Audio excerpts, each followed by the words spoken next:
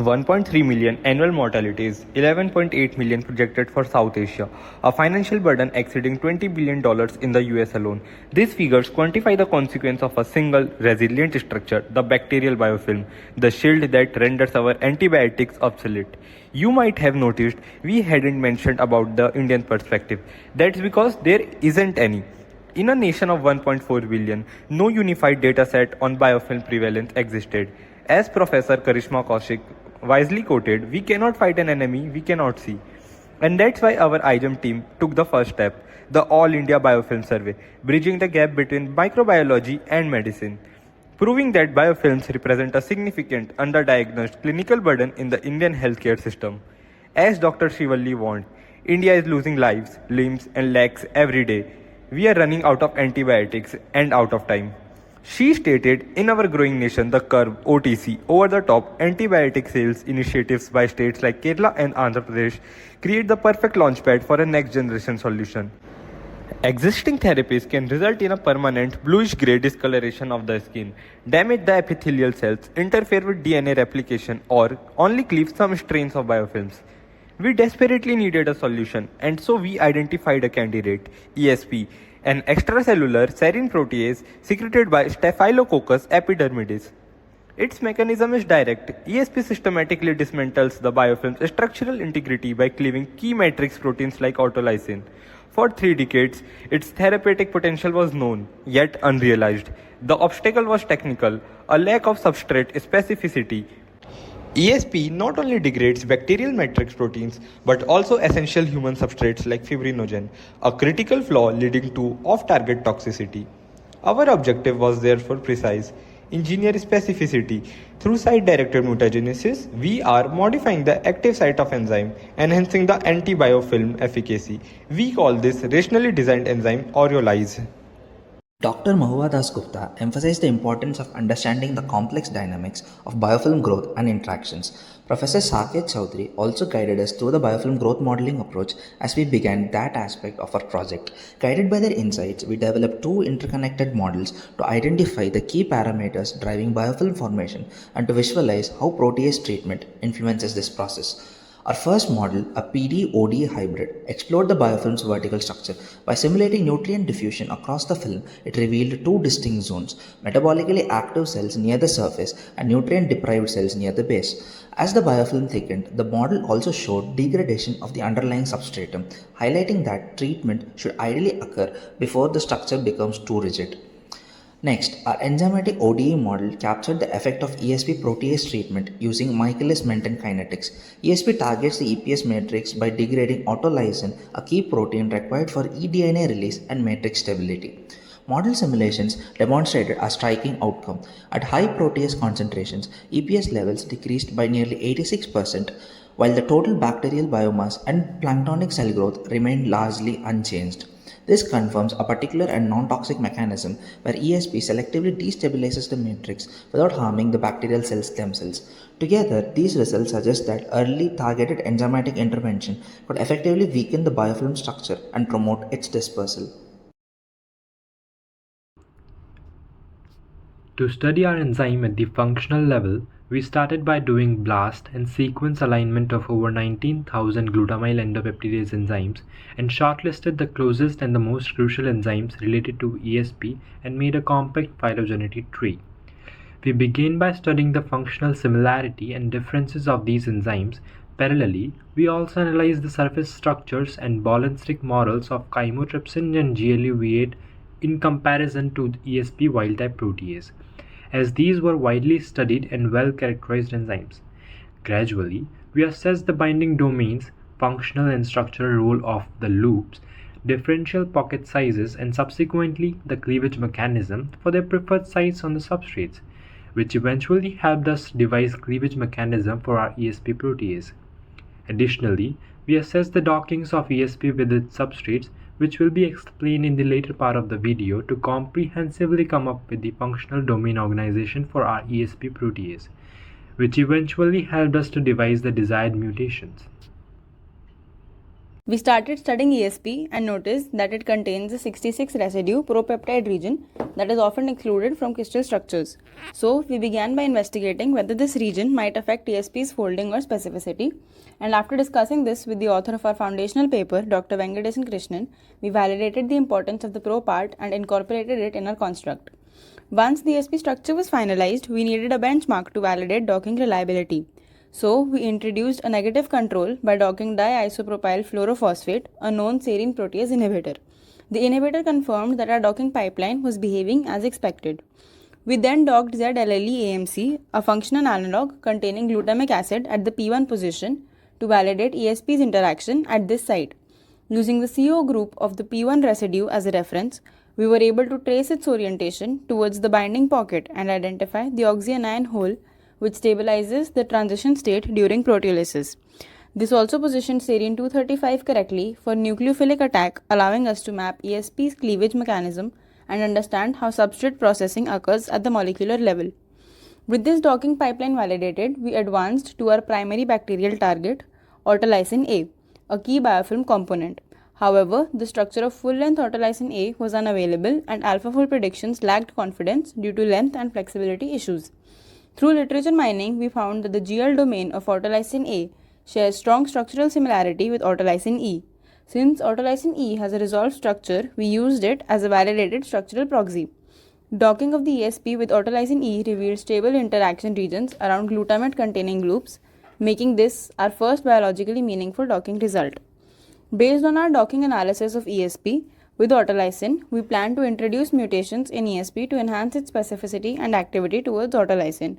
To evaluate whether these mutations also affect ESP's interaction with host ECM proteins, we first established a controlled docking experiment of wild-type ESP with human substrates. We began with docking alpha chain of fibrinogen, but the results were computationally inconclusive, as the structure was not crystallized.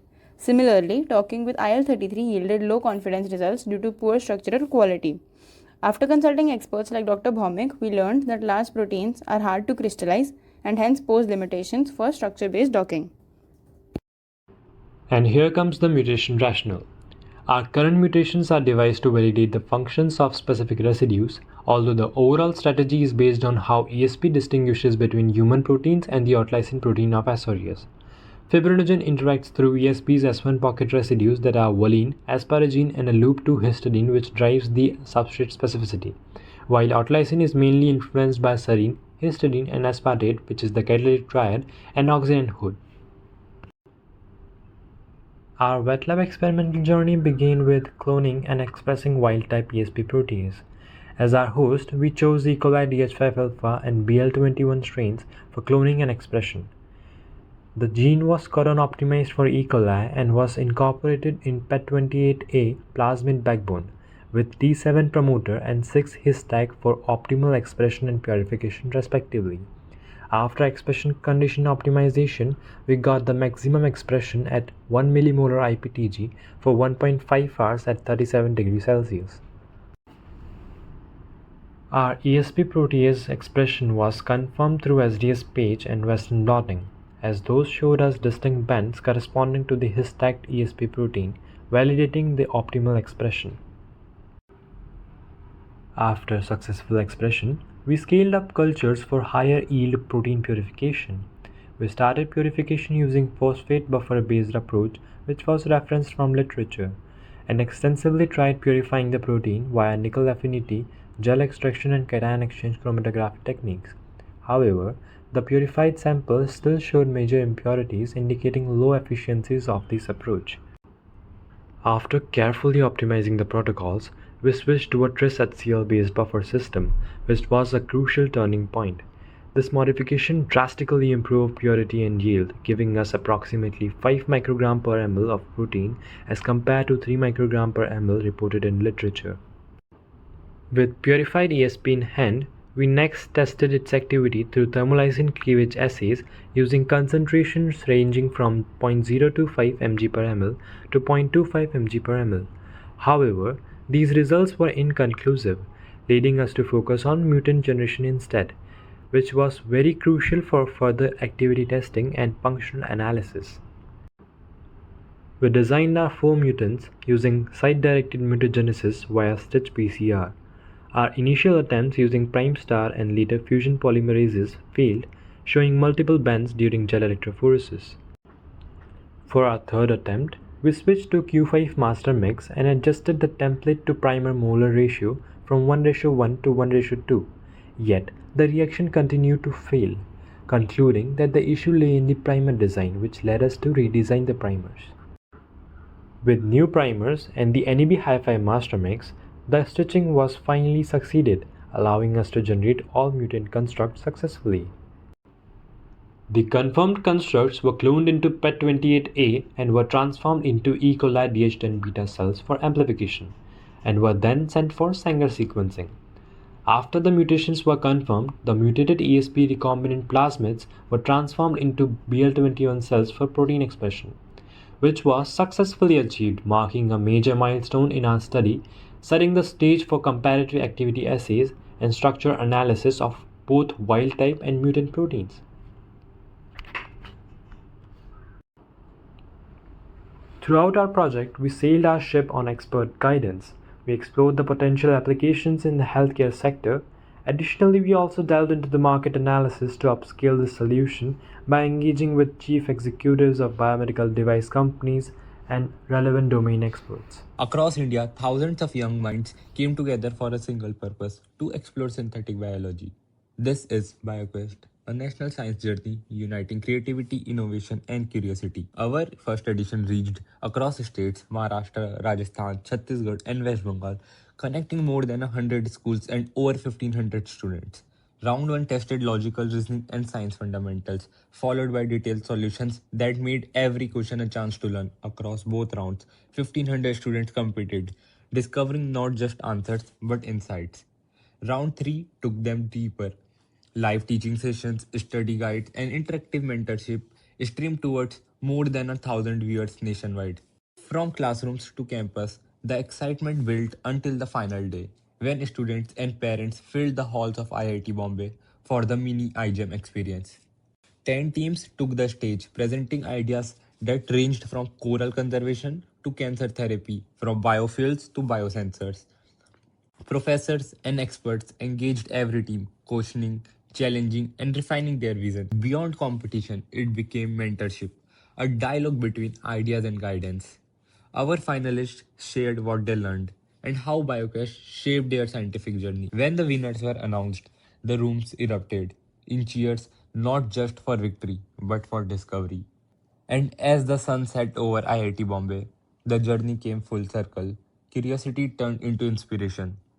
BioQuest, where science becomes experience. BioQuest wasn't the summit, it was the ignition for a movement to place the power of synthetic biology into every single hand. We at IIT Bombay are committed to sharing the magic of SynBio and show how truly amazing it is to the world. We turned classrooms into living labs. Students extracted DNA from bananas, literally holding life's building blocks. Foldscopes empowered the next generation of frugal science. Paper microscopes revealing the world's invisible.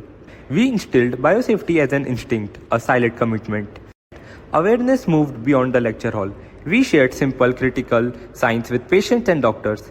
Through debates and our podcast, we made science a dynamic conversation, not just a textbook chapter. Our interactive simulation website let students virtually engineer genes, turning complex molecular steps into instant, engaging experience.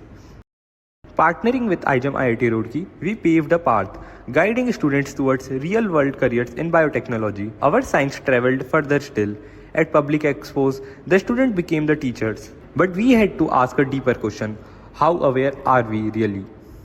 Our All India Biofilm survey uncovered a silent public health threat, a massive disconnect where over 85% of people trust current sanitation protocols, yet a third had never heard of the word biofilm. This profound knowledge deficit is directly linked to the crisis of hospital-acquired infections and antimicrobial resistance, confirming that widespread ignorance fuels a national health challenge. Including our own batchmates with whom we had an interesting Does IITB Know Biofilms vlog. The fight against biofilms is the fight for the future. As Dr. Srivalli rightly mentioned, we don't just fight them, we protect ourselves from them, because resistance begins when we fail to anticipate. Here at IIT Bombay, we realize discovery never ends. It simply begins with a new idea we dare to engineer.